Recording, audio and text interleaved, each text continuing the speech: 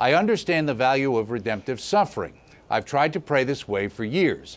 Now I have completed 33 days to morning glory. That's a book by Father Gately, and consecrated my life to Jesus through Mary. Obviously, that's Louis de Montfort. This person wants to know, is my suffering worth more now? Thank you, Nina. Interesting. Well, I mean, it's absolutely worth more now.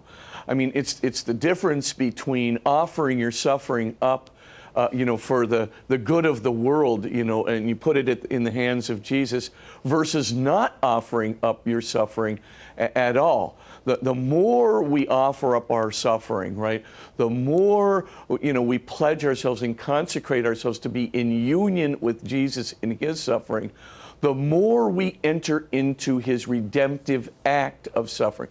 So remember, what Jesus is doing is he's giving himself, right, gift of self, right, this unconditional act of love, because for Jesus, love is gift of self. So this is an unconditional act of love. He is doing, that's why he's suffering, right? He's doing this as a gift of self, an unconditional act of love that he's going to give to the Father.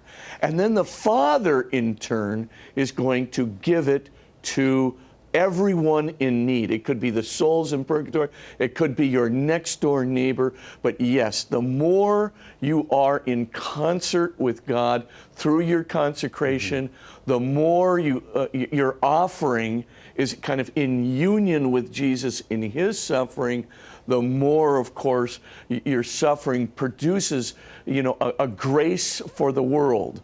Right out of, Paul's letter to the Colossians, right, where he says that, God has allowed us, by his own graciousness to make up for what is lacking in the sufferings of Christ. And there's nothing ontologically lacking in the sufferings of Christ. It's just that Christ left some space, left some room for us to do something, to play also a part in the role of salvation. So Jesus just didn't take over, as it were, and say, I'm going to do the whole thing, and you guys can just, kick back.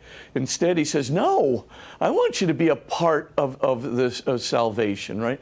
I want you to be a part of mercy, because, right, chesed, right, in Hebrew is really about the will to save.